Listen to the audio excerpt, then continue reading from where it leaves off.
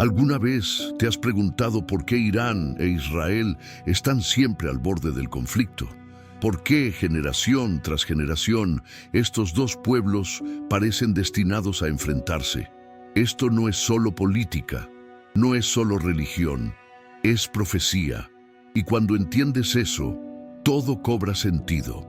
Detrás de cada titular, de cada misil, de cada alianza oculta y cada discurso encendido, hay una historia que comenzó hace miles de años, escrita no en acuerdos humanos, sino en las páginas de la Biblia.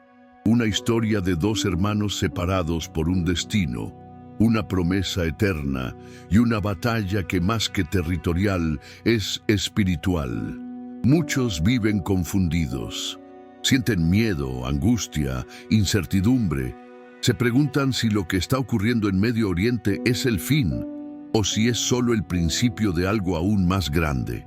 Este video no solo te mostrará lo que está ocurriendo, sino por qué está ocurriendo.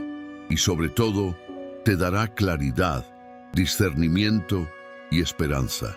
Porque aunque el mundo esté temblando, aunque las naciones se preparen para la guerra, Dios ya escribió el final, y tú mereces conocerlo. Antes de comenzar esta impactante revelación profética, quiero invitarte a que te suscribas al canal y actives la campanita, porque cada nuevo video te ayudará a entender los tiempos que estamos viviendo con la luz de la palabra de Dios. Y déjame saber en los comentarios, ¿crees que la profecía ya se está cumpliendo ante nuestros ojos? Escribe, la profecía está viva, en los comentarios.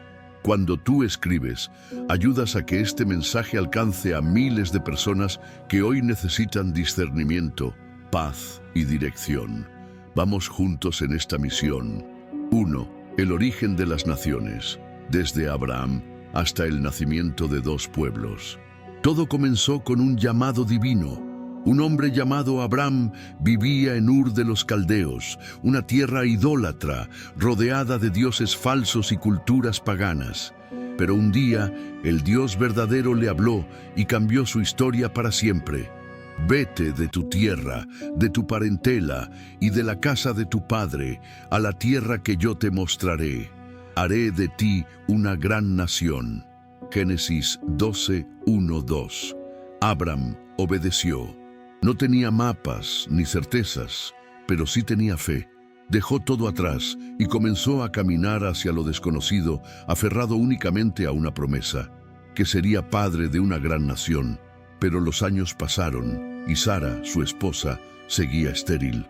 La promesa parecía tardar demasiado. Entonces, en un acto desesperado, Sara le pidió a Abram que tuviera un hijo con su sierva egipcia, Agar. Y así nació Ismael, el primer hijo de Abram. Ismael fue bendecido por Dios y se le prometió que sería padre de 12 príncipes y de una gran nación. Génesis 17, 20. Los descendientes de Ismael poblaron vastas regiones del Medio Oriente y muchas de esas tribus formarían la base de lo que hoy es el mundo árabe, incluyendo territorios del actual Irán. Sin embargo, Ismael no era el hijo de la promesa. A los 100 años, cuando toda esperanza humana ya se había agotado, Sara dio a luz a Isaac, el hijo prometido por Dios. Y con Isaac, Dios renovó su pacto. Estableceré mi pacto con Isaac, el que Sara te dará por hijo. Génesis 17, 21. De Isaac nacería Jacob, y de Jacob surgirían las 12 tribus de Israel. Desde ese momento dos caminos quedaron trazados. Ismael, padre de los pueblos árabes, fuerte, independiente, hombre fiero, su mano contra todos y la mano de todos contra él. Génesis 16, 12. Isaac, heredero de la promesa divina, línea directa del pueblo de Israel. Estos dos hermanos, Ismael e Isaac, representan el inicio de una historia marcada por tensiones, rivalidades y profecías que llegan hasta nuestros días. El conflicto entre Irán e Israel no es solo político o territorial, es una historia milenaria que comenzó con una familia en una tienda del desierto bajo una promesa celestial. Esta historia escrita en la Biblia hace miles de años, todavía se desarrolla hoy ante nuestros ojos, porque lo que comenzó con Abraham sigue vivo en cada noticia, en cada conflicto, en cada profecía que se aproxima a su cumplimiento. 2. La bendición sobre Isaac y la descendencia de Ismael. Después del nacimiento de Isaac, la tensión entre Sara y Agar aumentó. 2 madres, 2 hijos, un solo heredero. Y aunque Ismael era el primogénito, Dios había dejado claro que el pacto eterno sería con Isaac, el hijo nacido por promesa divina, no por esfuerzo humano. Un día, durante una celebración por el destete de Isaac, Sara vio a Ismael burlándose del pequeño. Esto fue la gota que rebalsó la copa. Entonces le pidió a Abraham que expulsara a Agar y a su hijo. A Abraham le dolió profundamente porque amaba a Ismael, pero Dios le habló con claridad. No te parezca grave a causa del muchacho y de tu sierva. En todo lo que te dijere Sara, oye su voz, porque en Isaac te será llamada descendencia. Génesis 21:12. Sin embargo, Dios no abandonó a Ismael. Al contrario, le prometió una gran bendición. Ismael era también hijo de Abraham, y por amor a su siervo Dios le dijo: también del hijo de la sierva haré una nación, porque es tu descendiente. Génesis 21:13. Y así fue como Agar e Ismael fueron enviados al desierto. Caminaron sin rumbo, el agua se terminó, y Agar, desesperada, colocó a su hijo bajo un arbusto, esperando no verlo morir. Pero justo en ese momento, el cielo habló. Dios oyó la voz del muchacho, y el ángel de Dios llamó a Agar desde el cielo y le dijo: no temas, porque Dios ha oído la voz del muchacho donde está. Génesis 21:17. Entonces Dios abrió los ojos de Agar y ella vio un pozo de agua. Ismael fue salvado y desde ese día Dios estuvo con él. El niño creció en el desierto, se convirtió en un hábil arquero y su madre le consiguió esposa de Egipto. Su linaje se multiplicó tal como Dios lo prometió. Ismael tuvo 12 hijos, príncipes de tribus poderosas que se extendieron por todo el desierto, desde Javilá hasta Shur, al oriente de Egipto hacia Asiria. Génesis 25:18. Y aunque la Biblia no describe un odio abierto entre Isaac e Ismael, sus descendientes siguieron caminos diferentes, separados no solo por geografía, sino por propósito espiritual. Esta separación marcó el inicio de una tensión milenaria. Los hijos de Ismael se convirtieron en naciones orgullosas, fuertes, guerreras.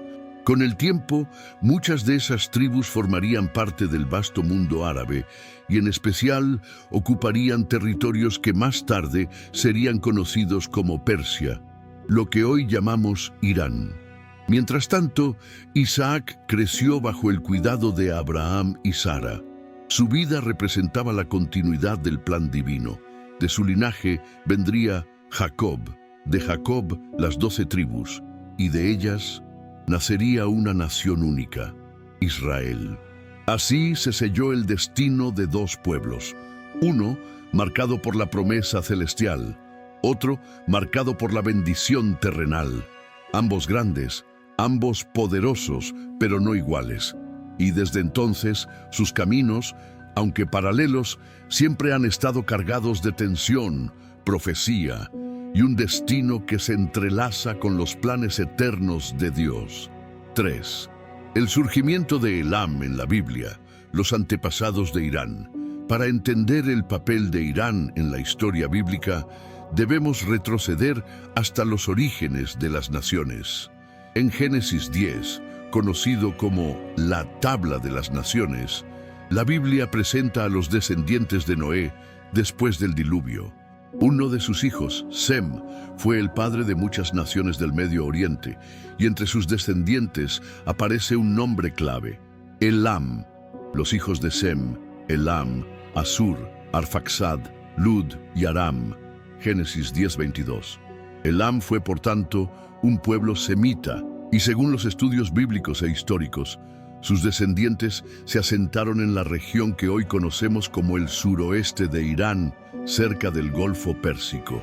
Esta región fue llamada antiguamente Elam y más tarde se convertiría en el corazón del imperio persa. La Biblia menciona a Elam en varios momentos, no como enemigo directo desde el principio, sino como una potencia regional que con el tiempo tendría un papel clave tanto en la historia del pueblo de Dios como en las profecías del fin de los tiempos. En el libro de Jeremías, Dios pronuncia un juicio específico contra Elam. Así dice el Señor de los ejércitos: voy a quebrar el arco de Elam, la fuente principal de su poder. Traeré sobre Elam los 4 vientos de los 4 confines del cielo y los esparciré hacia todos esos vientos. Jeremías 49, 35, 36. Pero también hay una promesa final. En los últimos días restauraré a Elam, declara el Señor. Jeremías 49, 39. Esto nos muestra 2 verdades importantes. Elam, Irán, tenía poder militar. Su arco era símbolo de fuerza y guerra, pero también estaba bajo el control soberano de Dios, quien juzga y quien también puede restaurar. A lo largo de los siglos, Elam aparece entre las naciones cercanas a Israel. No siempre como aliada, pero tampoco siempre como enemiga. Su presencia es constante, firme y en las profecías siempre relacionada con momentos decisivos. En Isaías 11:11, por ejemplo, se menciona que cuando Dios reúna a su pueblo de entre las naciones, lo hará desde lugares como Asiria, Egipto y también Elam. Eso significa que Elam, Irán, no es solo parte del pasado bíblico, sino también parte del escenario futuro de la redención. Y aún hay otro detalle impactante. En el libro de los Hechos, cuando el Espíritu Santo descendió en Pentecostés y los discípulos hablaron en diferentes lenguas, entre los que escuchaban estaban los elamitas. Hechos 2:9. Eso quiere decir que incluso en los días del nacimiento de la iglesia ya había personas de Elam buscando a Dios. Entonces, cuando hablamos de Irán, no estamos hablando simplemente de una nación moderna con conflictos políticos. Estamos hablando de una nación con raíces profundas en la Biblia, un pueblo que ha estado presente desde los días de Noé, que ha tenido poder militar, juicios proféticos, y que también ha sido parte de momentos clave de la revelación divina. Elam, antepasado de Irán, no es un nombre olvidado. Es una pieza estratégica en el gran rompecabezas de la historia bíblica. Su pasado es antiguo, su presente es tenso, y su futuro está escrito por la mano de Dios. Si este contenido está tocando tu corazón y te está ayudando a entender cosas que antes no veías con claridad, haz una pausa de 3 segundos y deja un me gusta ahora mismo. Eso no solo apoya este canal, sino que hace que este mensaje alcance a más personas en medio de tanta confusión y desinformación. Y dime en los comentarios qué parte de esta profecía te impactó más hasta ahora. Tu voz importa, tu opinión puede despertar a alguien más. 4. El Imperio Persa, Irán como instrumento de Dios. Cuando pensamos en Persia, el antiguo nombre de Irán, muchas veces lo imaginamos como enemigo del pueblo de Dios. Sin embargo, la Biblia nos sorprende. Hubo un tiempo en que Dios usó a Persia no para destruir a Israel, sino para restaurarlo. Después de años de rebelión y pecado, Dios permitió que el reino de Judá fuera llevado cautivo a Babilonia. Jerusalén fue destruida, el templo quedó en ruinas y el pueblo fue deportado. 70 años pasaron en tierra extranjera y parecía que todo estaba perdido. Pero entonces, en un giro inesperado, se levantó un nuevo imperio, el Imperio Persa. Babilonia cayó y un nuevo rey subió al trono, Ciro, rey de Persia. Ahora escúchalo bien. Dios ya había profetizado sobre Ciro 150 años antes de que naciera. En Isaías 45:1, el Señor dice: así dice el Señor a su ungido, a Ciro, al cual tomé por su mano derecha para someter naciones delante de él. Sí, Dios llamó a un rey pagano su ungido. no porque Ciro adorara a Yahvé, sino porque iba a cumplir un propósito divino: liberar a los judíos y permitirles regresar a Jerusalén. En el libro de Esdras 1:1-2 se cumple esta profecía. Así dice Ciro, rey de Persia: el Señor, Dios del cielo, me ha dado todos los reinos de la tierra y me ha encargado que le edifique casa en Jerusalén. Con un solo decreto, Ciro cambió el destino del pueblo de Dios.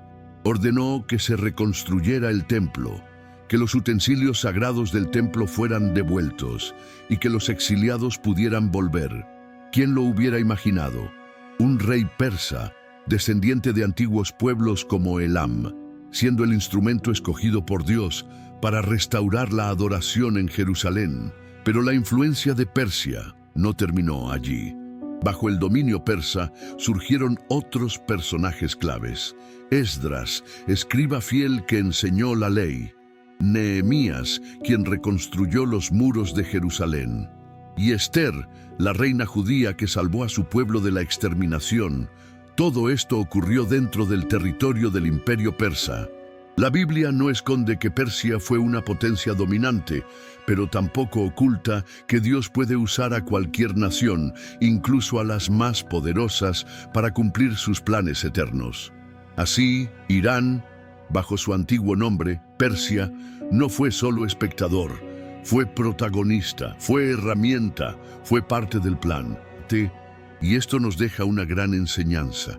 Los planes de Dios no están limitados por fronteras ni por ideologías. Él puede mover reyes, imperios, decretos, ejércitos, todo para cumplir su voluntad. Incluso una nación como Persia, que más tarde se volvería hostil a Israel, en su momento fue un canal de bendición. Entonces, cuando miramos el conflicto actual entre Irán e Israel, no podemos olvidar este capítulo de la historia. Hubo un tiempo en que Persia fue aliada, fue ayuda, fue restauración, pero todo eso fue parte del control soberano de un Dios que escribe la historia con precisión divina. 5. Conflictos antiguos entre Israel y los pueblos vecinos. Desde el principio, la historia de Israel ha estado marcada por desafíos, persecuciones y batallas. Ser el pueblo elegido por Dios nunca significó tener una vida tranquila. Al contrario, ser portador de la promesa atrajo la oposición de naciones enteras. Después de que el pueblo hebreo salió de Egipto, guiado por Moisés, comenzó una larga travesía por el desierto. No solo enfrentaron el calor abrasador y la escasez de agua, sino también la amenaza constante de pueblos enemigos. Los amalecitas fueron los primeros en atacar por la espalda, Éxodo 17, y desde entonces comenzaron los conflictos. Más adelante, en la tierra prometida, Israel tuvo que enfrentar a los cananeos, amorreos, jebuseos, hititas, fereceos y muchos otros pueblos que ocupaban el territorio que Dios había prometido. Pero los conflictos no se detuvieron con la conquista de Canaán. Durante el período de los jueces, Israel vivía ciclos repetidos.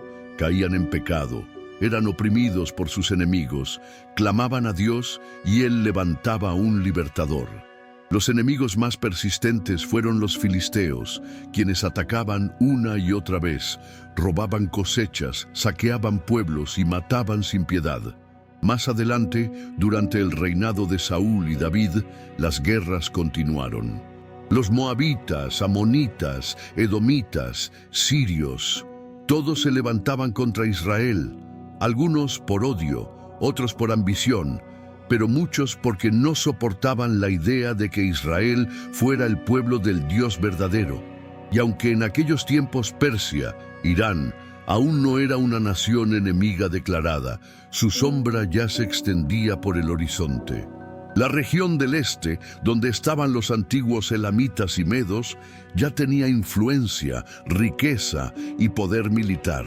Más adelante, cuando Persia se convirtió en un imperio dominante, su alcance se extendió por todo el Medio Oriente. En el libro de Daniel, vemos que los imperios vienen uno tras otro. Babilonia, luego Persia, luego Grecia, luego Roma. Y aunque no todos ellos eran enemigos constantes, todos afectaron de una forma u otra al pueblo de Israel. Es importante entender que la oposición a Israel no era solamente política o territorial, era espiritual. Israel representaba la verdad de Dios en medio de un mundo lleno de idolatría. Su existencia, su templo, su ley, sus profetas, todo eso era una provocación para las naciones paganas. A lo largo de los siglos, los enemigos de Israel cambiaron de nombre, pero el espíritu detrás del conflicto siguió siendo el mismo.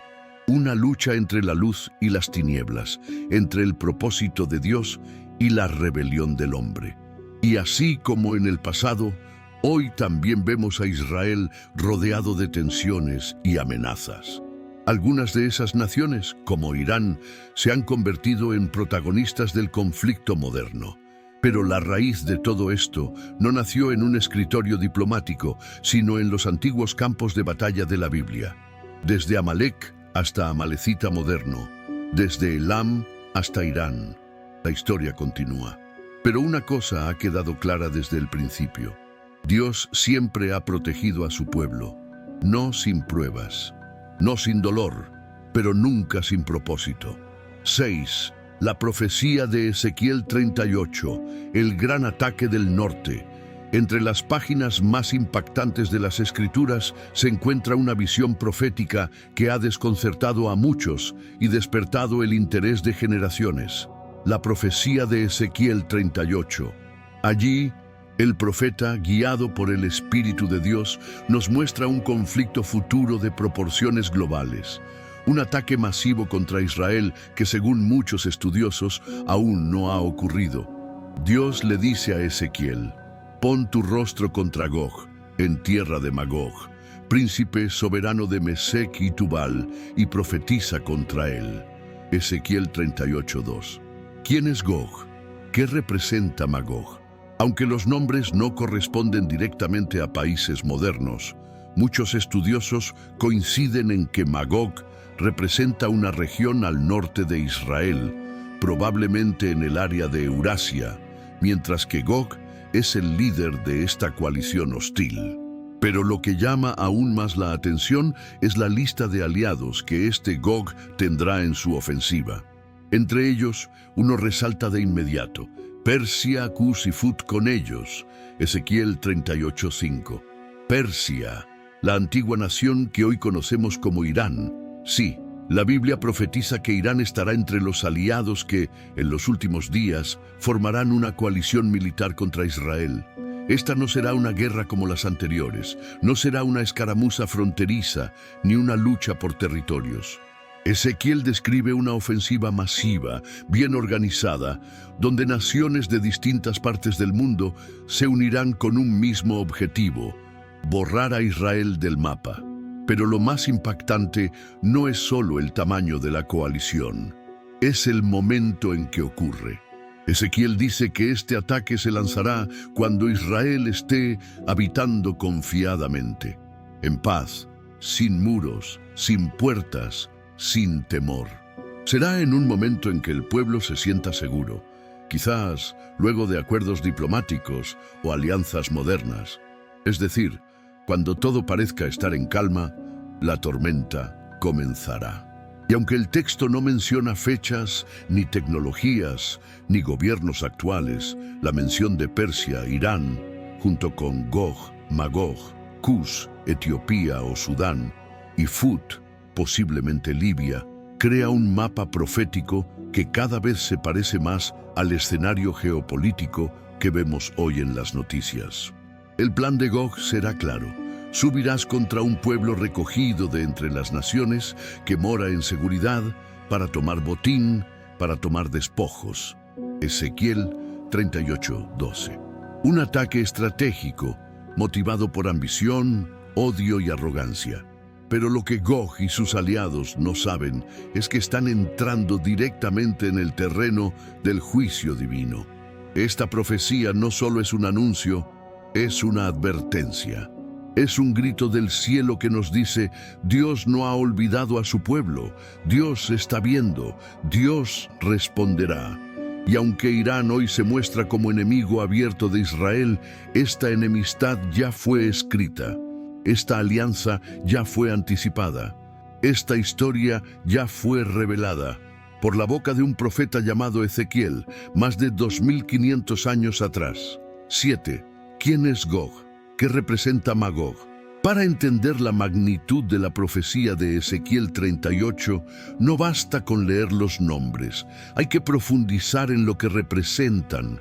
Uno de los personajes centrales es Gog, príncipe de la tierra de Magog. Pero ¿quién es Gog?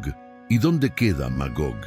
La Biblia no nos da una ubicación exacta como Gog es tal país o Magog es esta ciudad. Pero los estudiosos bíblicos, basados en genealogías antiguas y mapas históricos, han llegado a una conclusión razonable.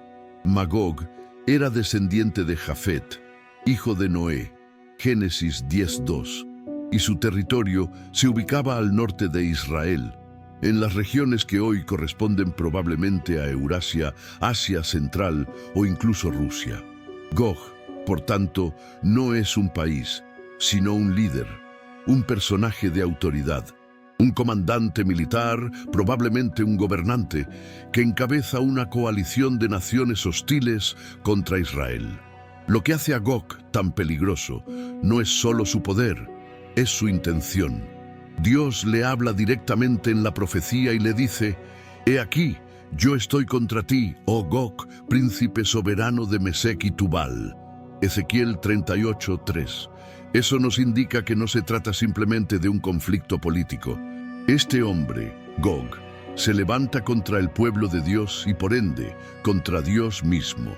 Mesec y Tubal eran pueblos ubicados en la región de la actual Turquía y el Cáucaso, lo cual refuerza la idea de que la coalición profetizada incluirá naciones del norte de Israel, junto con Persia, Irán, Cus y Fut.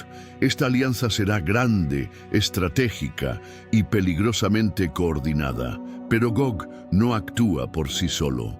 Según el relato profético, Dios mismo es quien lo mueve.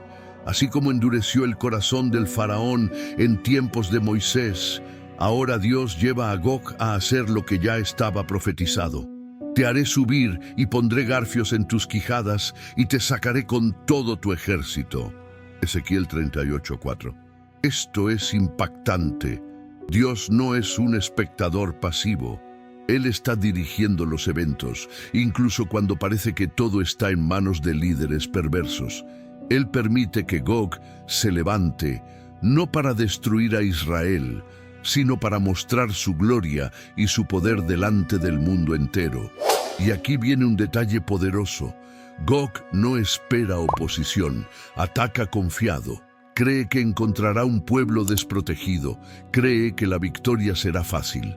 Pero lo que encuentra es la intervención directa del Dios de Israel, quien con terremotos, fuego, confusión y juicio sobrenatural desbarata al ejército más poderoso que haya marchado contra Jerusalén. Gog representa más que un rey.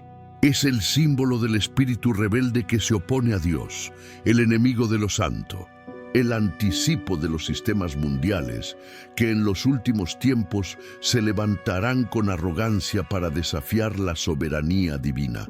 Y Magog, su territorio, representa los poderes del norte, aquellos que desde siglos atrás han amenazado al pueblo de Dios. Aquellos que hoy, incluso en los noticieros, parecen acercarse más y más al escenario profético. Entonces, cuando leemos sobre Gog y Magog en Ezequiel 38, no estamos leyendo una historia lejana o simbólica. Estamos viendo un guión profético que cada día se parece más a la realidad, porque Gog aún no ha aparecido, pero el escenario ya se está formando y la profecía avanza paso a paso. Detente un momento y piensa, ¿estás espiritualmente preparado para los eventos que la Biblia dice que vendrán? Si esta historia te está sacudiendo por dentro, compártela ahora mismo con alguien que necesita escucharla. Puede ser un amigo, un familiar, alguien confundido o con miedo. Este mensaje puede ser la luz que tanto está buscando. No guardes esta verdad solo para ti. Seamos portadores de discernimiento en tiempos de oscuridad. 8. El tiempo de la paz aparente en Israel. En medio de la gran profecía de Ezequiel 38, hay un detalle que muchas veces pasa desapercibido, pero que lo cambia todo. Antes del ataque, antes de que Gog y sus aliados se levanten contra Israel, la nación estará en paz. No será un tiempo de guerra, no será un momento de alarma. Será un tiempo de tranquilidad aparente, una calma que parece duradera, pero que en realidad será la antesala de un conflicto profético devastador. Mira cómo lo dice Ezequiel 38:11. Subirás tú, vendrás como tempestad, como nublado para cubrir la tierra serás tú, y todas tus tropas, y muchos pueblos contigo. Dirás, subiré contra una tierra indefensa, iré contra gentes tranquilas que habitan confiadamente. Todas ellas habitan sin muros y no tienen cerrojos ni puertas. ¡Qué escena! Israel, esa nación que durante siglos ha vivido rodeada de enemigos, finalmente estará en un momento de paz. Sus ciudades no tendrán muros, no habrá puertas ni cerrojos. Vivirán confiados. Pero, ¿qué clase de paz es esta? ¿Es real, duradera o es simplemente una ilusión? Muchos estudiosos creen que se trata de una paz temporal, posiblemente lograda por acuerdos políticos, tratados internacionales o una alianza de seguridad global. No es la paz mesiánica definitiva, sino una sensación de estabilidad que será rota brutalmente. Y esto no es extraño en la Biblia. El apóstol Pablo también advirtió que en los últimos tiempos la humanidad diría paz y seguridad, pero vendrá destrucción repentina. 1 Tesalonicenses 5:3. Este tipo de paz es peligrosa porque adormece los sentidos, hace que el pueblo baje la guardia, que olvide la vigilancia espiritual, y justo en ese estado de calma, el enemigo ataca. En el caso de Ezequiel, esta paz será aprovechada por Gog y sus aliados como una ventana de oportunidad. Pensarán que Israel está débil, que no está preparado, que será una victoria fácil. Pero lo que no saben es que Dios está observando. Israel podrá no tener muros físicos, pero sí tiene un muro invisible, el escudo del Altísimo. Y esto nos lleva a una poderosa reflexión. Las apariencias engañan. Un país puede parecer fuerte, pero estar vulnerable. Y también puede parecer indefenso, pero estar rodeado por el poder de Dios. Israel estará en un tiempo de tranquilidad, sí, pero será una paz vigilada desde el cielo. Una paz que prepara el terreno para una de las mayores intervenciones divinas de toda la historia profética. Porque cuando todo parezca calmo, cuando el mundo crea que no pasa nada, el reloj profético volverá a sonar. Y será entonces cuando Gog, Persia, Irán y los demás aliados darán su primer paso. Pero será también el principio de su fin. 9. El papel de Irán en el contexto moderno. Cuando abrimos la Biblia y leemos que Persia estará entre los enemigos de Israel en los últimos días, Ezequiel 38:5, lo vemos como una profecía. Pero cuando encendemos la televisión hoy, esa profecía se parece cada vez más a una realidad, porque Persia no desapareció, cambió de nombre y hoy se llama Irán. La antigua Persia, que una vez fue instrumento de Dios para liberar a los judíos, como vimos con el rey Ciro, ahora es una de las naciones más hostiles contra Israel. Desde la Revolución Islámica de 1979, Irán ha adoptado una posición abiertamente anti-israelí, no solo en palabras, sino en acciones. En múltiples discursos, los líderes iraníes han declarado su deseo de borrar a Israel del mapa. Lo dicen sin rodeos, sin diplomacia, con total franqueza. Para ellos, Israel es un enemigo ideológico, religioso y político. Lo consideran un cuerpo extraño en el corazón del mundo islámico. Pero no se trata solo de discursos. Irán ha financiado y armado a grupos extremistas como Hezbollah en Líbano y Hamas en Gaza, quienes han lanzado miles de cohetes contra territorio israelí. Estos grupos no son simples vecinos agresivos, son extensiones estratégicas de Irán en las fronteras de Israel. Además, Irán ha estado desarrollando un programa nuclear que preocupa a todo el mundo. Aunque ellos dicen que es con fines pacíficos, muchos temen que su objetivo real sea construir armas nucleares, lo que cambiaría por completo el equilibrio de poder en Medio Oriente. Israel, por su parte, ha advertido que no permitirá bajo ninguna circunstancia que Irán obtenga una bomba nuclear. Ya ha llevado a cabo operaciones encubiertas, sabotajes, ataques a instalaciones nucleares y hasta eliminación de científicos clave iraníes. Todo esto hace que la tensión entre ambas naciones no sea una simple enemistad, sino una cuerda tensa que puede romperse en cualquier momento. Y cuando observamos todo esto desde la perspectiva bíblica, no podemos ignorar lo que está escrito. Persia, es decir, Irán, está mencionada por nombre entre las naciones que atacarán a Israel en los últimos días. Su papel no es menor, no está en el fondo, está en el frente. Hoy, Irán no necesita invadir directamente a Israel para desestabilizarlo. Puede hacerlo mediante sus aliados, sus armas, su ideología, su poder geopolítico. Pero llegará un día, según la profecía, en que no será solo una guerra de palabras o de intermediarios, sino un ataque abierto, coordinado, directo.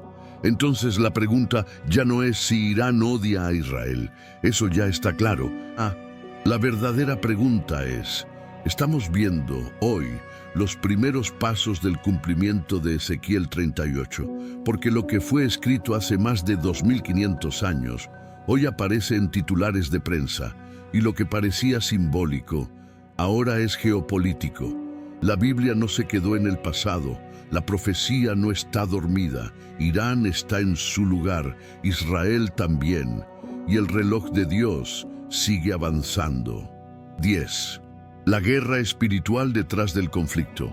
Muchos miran el conflicto entre Irán e Israel con lentes políticos, geográficos o históricos. Analizan tratados, tensiones fronterizas, discursos, armamento, alianzas, y todo eso es real. Pero si solo lo vemos desde esa perspectiva, nos estamos perdiendo la parte más profunda y más importante de la historia, la guerra espiritual. Sí, porque lo que está ocurriendo y lo que ocurrirá no es solo una batalla entre gobiernos humanos, sino una confrontación directa entre el plan de Dios y las fuerzas de las tinieblas. Israel, según la Biblia, no es cualquier nación, es el pueblo del pacto, el pueblo a quien Dios llamó para ser luz entre las naciones, la tierra donde nació, murió y resucitó el Mesías. El escenario donde se han cumplido y se cumplirán las promesas eternas. Por eso, desde el principio, el enemigo de Dios ha buscado destruir a Israel, no solo por odio a un pueblo, sino por odio al propósito que ese pueblo representa. Y lo mismo sucede con Irán. No estamos hablando solo de una nación con un gobierno fuerte o una ideología islámica radical. Estamos hablando de una nación que, según la Biblia, jugará un papel clave en la rebelión final contra los planes divinos. Pero aquí es donde entra el misterio. Dios puede usar incluso a los enemigos de su pueblo para llevar adelante su voluntad. En el pasado, usó a Babilonia para disciplinar a Israel. Usó a Asiria, a Persia, a Roma, pero nunca dejó de tener el control. Lo mismo ocurre hoy. Irán puede planear, aliarse, amenazar, pero Dios sigue siendo el soberano, y detrás de cada misil, de cada tratado roto, de cada discurso agresivo, hay una guerra invisible. Pablo lo explicó con claridad. No tenemos lucha contra carne y sangre, sino contra principados, contra potestades, contra los gobernadores de las tinieblas de este siglo, contra huestes espirituales de maldad en las regiones celestes. Efesios 6:12. Esto significa que el conflicto entre Irán e Israel no se origina en un palacio presidencial ni en un campo militar. Comienza en el mundo espiritual. Es una guerra de ideologías, de credos, de visiones opuestas del mundo, pero sobre todo es una guerra entre la verdad de Dios y la mentira del adversario. Y en medio de esa guerra, Israel se convierte en el blanco central, no por sus recursos, no por su tamaño, no por su ejército, sino porque representa una promesa que el enemigo quiere impedir a toda costa. Pero he aquí la buena noticia. No importa cuán intensa sea la guerra espiritual, Dios no ha abandonado a su pueblo. Él sigue siendo su escudo, su protector, su refugio.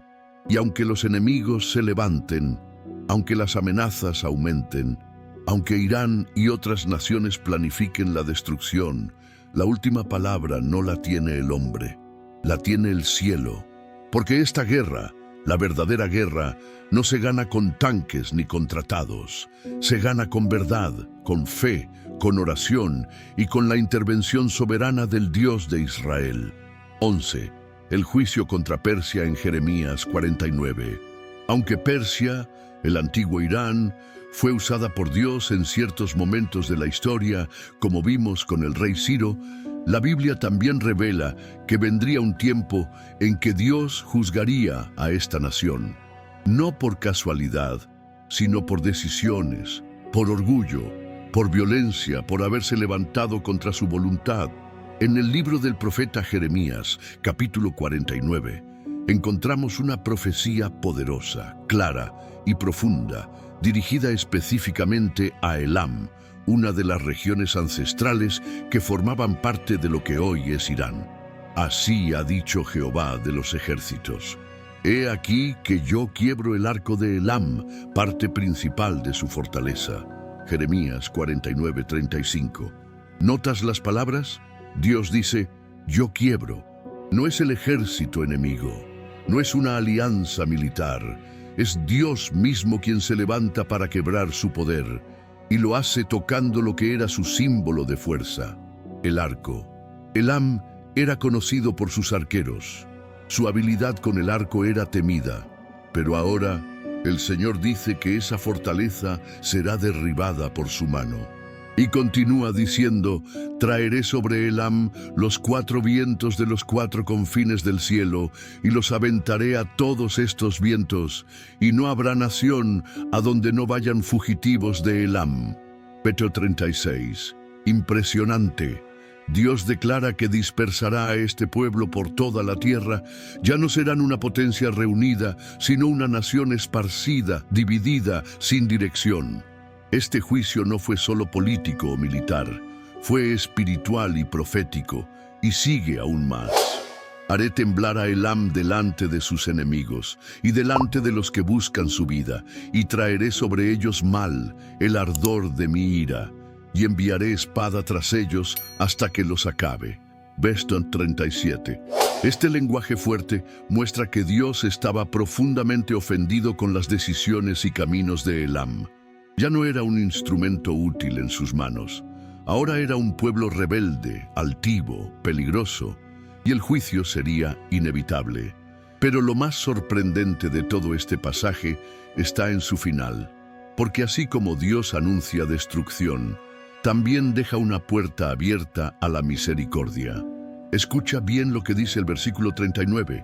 Pero acontecerá en los postreros días que haré volver a los cautivos de Elam, dice Jehová. Esto es poderoso. Después del juicio habrá restauración. Después del quebranto volverán. Dios no destruye por destruir. Su disciplina siempre tiene un propósito redentor. Él no olvida a las naciones. No borra sus nombres del mapa sin antes extender su mano con gracia. Y esta profecía tiene una doble cara. Por un lado, el juicio histórico, que ya ocurrió en parte a lo largo de los siglos. Por otro lado, una promesa futura que muchos creen que aún está por cumplirse, cuando de Elam, de Irán, surgirá un remanente que reconocerá al Dios verdadero. Entonces, Irán no solo representa amenaza, también representa posibilidad. El mismo Dios que quebró el arco puede levantar corazones nuevos. El mismo Dios que dispersó puede reunir. El mismo Dios que juzga también restaura. Este mensaje no es solo para Elam, es para todos nosotros. Porque si hay algo que la historia bíblica nos enseña es que Dios es justo, pero también es infinitamente misericordioso. Lo que estás escuchando no es casualidad, Dios te está despertando. Si hasta ahora este video ha abierto tus ojos, comenta aquí abajo la frase, Señor, quiero estar despierto. No estás solo. Somos miles en todo el mundo que sentimos que algo grande se aproxima. Y juntos podemos mantenernos firmes, alerta y preparados. Tu comentario puede ser la confirmación que otra persona necesita hoy. Escríbelo, compártelo y sigamos. 12. El papel de Israel en el fin de los tiempos. Desde el primer momento en que Dios llamó a Abraham, Israel fue mucho más que una nación. No nació como otras, por conquistas o convenios humanos. Fue creada por la voz de Dios, levantada por su promesa, sostenida por su fidelidad. Y esa elección no ha cambiado. Aunque el mundo olvide a Israel, Dios no lo hace. A lo largo de la historia bíblica, Israel ha sido protagonista en las guerras, los exilios, los milagros, las profecías, y también será el centro de los eventos del fin. El profeta Zacarías nos da una imagen potente del tiempo final. He aquí, yo pongo a Jerusalén por copa que hará temblar a todos los pueblos de alrededor. Y en aquel día yo pondré a Jerusalén por piedra pesada a todos los pueblos. Todos los que se la cargaren serán despedazados. Zacarías 12:2-3. ¿Qué significa esto? Que llegará el momento, y ya estamos viendo señales, en que todas las naciones pondrán sus ojos en Israel. Ya no solo será una tensión regional, será un asunto global. Y en el centro, Jerusalén. Esta ciudad, que hoy parece pequeña en el mapa, tiene un peso espiritual que el mundo no entiende. Allí estuvo el templo. Allí murió y resucitó el Mesías. Allí regresará como rey. Por eso, el enemigo odia a Israel. No por su ejército, no por su economía, sino por lo que representa en el plan eterno de Dios. Y aquí entra un detalle clave. Toda nación que se levanta contra Israel se está levantando contra el propósito de Dios. No significa que Israel sea perfecto. Ha cometido errores, ha fallado, pero sigue siendo el reloj profético del cielo. Todo lo que ocurre allí tiene eco en el mundo espiritual. Ezequiel, Daniel, Zacarías, Jesús mismo y el apóstol Juan en Apocalipsis, todos coinciden. En los últimos días, Israel será el centro del conflicto, será atacado, será rodeado, será traicionado, pero también será defendido, será purificado, será restaurado. Dios no ha terminado su obra con Israel. Y cuando veamos a las naciones, como Irán y otras, formando alianzas, amenazando, presionando a Jerusalén, no lo tomemos como una noticia más. Es una señal. Es una advertencia, es un paso más hacia el cumplimiento de las profecías. Y atención, no se trata de apoyar o rechazar políticamente a Israel. Se trata de entender espiritualmente que quien toca a Israel, toca a la niña de los ojos de Dios. Zacarías 2:8. Israel no solo fue el pueblo de Dios, sigue siéndolo, y lo será, hasta que toda promesa se cumpla, hasta que toda lágrima se seque y hasta que el Mesías regrese a reinar desde Jerusalén. 13. ¿Se cumplió la profecía o está por cumplirse? Una de las preguntas más impactantes que surgen cuando leemos Ezequiel 38 y 39 es esta: ¿ya se cumplió esta profecía o aún está por cumplirse? Y es una pregunta legítima. Porque cuando uno observa todo lo que el profeta describe, una coalición de naciones hostiles, encabezadas por Gog, incluyendo a Persia, Irán, atacando a Israel en un momento de paz aparente, uno no puede evitar preguntarse, ¿estamos ya viviendo este momento o estamos a las puertas? Hasta el día de hoy no ha ocurrido un ataque masivo como el que Ezequiel profetiza. Nunca en la historia moderna se ha registrado una invasión tan específica, con esas naciones exactas y en ese contexto de seguridad que la Biblia menciona. Eso indica algo muy importante. La profecía todavía no se ha cumplido plenamente, pero eso no significa que esté lejana. Al contrario, ya hay señales de que todo se está preparando. Piensa en esto. Irán, Persia, ya es enemigo abierto de Israel. Rusia y Turquía, potenciales territorios de Magog, Mesec y Tubal, han aumentado su presencia militar cerca de las fronteras de Israel, especialmente en Siria. Hay alianzas políticas y religiosas entre estas naciones que antes parecían imposibles.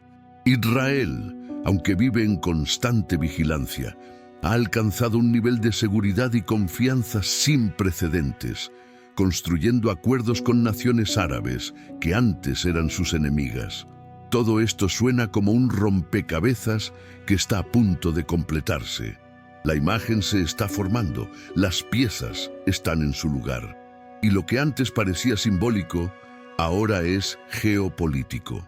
Profecía y actualidad están empezando a hablar el mismo idioma. Ahora bien, ¿por qué Dios nos daría esta profecía con tanto detalle si aún no se ha cumplido? Porque no quiere que estemos dormidos, porque desea que veamos, entendamos, vigilemos. Jesús dijo en Mateo 24:33, «Cuando veáis todas estas cosas, sabed que está cerca, a las puertas». La profecía es como una luz en medio de la oscuridad. Nos advierte, nos guía, nos prepara. Y Ezequiel 38:39 no es un simple relato simbólico, es un anuncio claro de lo que viene, y lo que viene ya está tomando forma. Entonces, ¿la profecía ya se cumplió? No del todo, pero está en camino. Y lo que es más importante, no fallará, porque cuando Dios habla, su palabra no regresa vacía. Y cuando Dios anuncia algo por medio de sus profetas, es solo cuestión de tiempo para que se cumpla en cada detalle. 14. El resultado final. Dios defiende a su pueblo. La profecía de Ezequiel 38 y 39 no termina con la amenaza, no termina con la invasión, no termina con la coalición de Gog y sus aliados rodeando a Israel. Termina con Dios interviniendo, con poder, con gloria, con juicio. Y es aquí donde todo cambia. Cuando el enemigo cree que tiene la victoria asegurada, cuando Israel parece indefenso, cuando la coalición liderada por Gog se extiende como una nube sobre la tierra, Dios se levanta. Así lo dice Ezequiel 38:18. Y en aquel día cuando Gog venga contra la tierra de Israel, dice Jehová el Señor, subirá mi enojo y mi ira en mi rostro. Esto no es simbólico, es real. El Dios que pareció guardar silencio por años, ahora responde con fuego. La Escritura describe una serie de eventos sobrenaturales que no pueden ser explicados por ninguna estrategia militar. Un gran terremoto sacude la tierra. Las montañas se derrumban. Los hombres y los ejércitos enemigos entran en confusión y se matan entre sí. Dios envía pestilencia, lluvia torrencial, granizo, fuego y azufre sobre los invasores. Ezequiel 38, 19, 22. ¿Te das cuenta de lo que está pasando? No es Israel quien gana esta guerra, es Dios. Él no necesita tanques, satélites ni alianzas internacionales. Él desbarata a la coalición más poderosa del mundo con su sola presencia, y no lo hace en secreto. Lo hace de manera pública, visible, global. El propósito no es solo salvar a Israel, el propósito es que todas las naciones sepan que Él es el Señor. Así lo afirma en Ezequiel 39:7, y daré a conocer mi santo nombre en medio de mi pueblo Israel, y nunca más dejaré profanar mi santo nombre. Y sabrán las naciones que yo soy Jehová, el Santo en Israel. Y lo reafirma en el verso 21. Pondré mi gloria entre las naciones, y todas las naciones verán mi juicio que habré hecho, y mi mano que sobre ellos puse.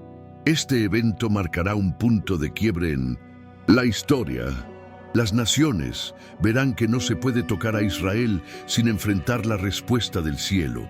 El mundo entero será testigo de que Dios no ha olvidado su pacto, y así como en tiempos antiguos defendió a su pueblo del faraón, de los filisteos, de los babilonios, en los últimos tiempos también se manifestará como guerrero, como protector, como Señor de los ejércitos. Esta victoria no será solo militar, será espiritual, será una señal para Israel y será un mensaje para las naciones. Dios reina, su palabra se cumple, su pueblo será preservado. 15. Un llamado al discernimiento y la esperanza.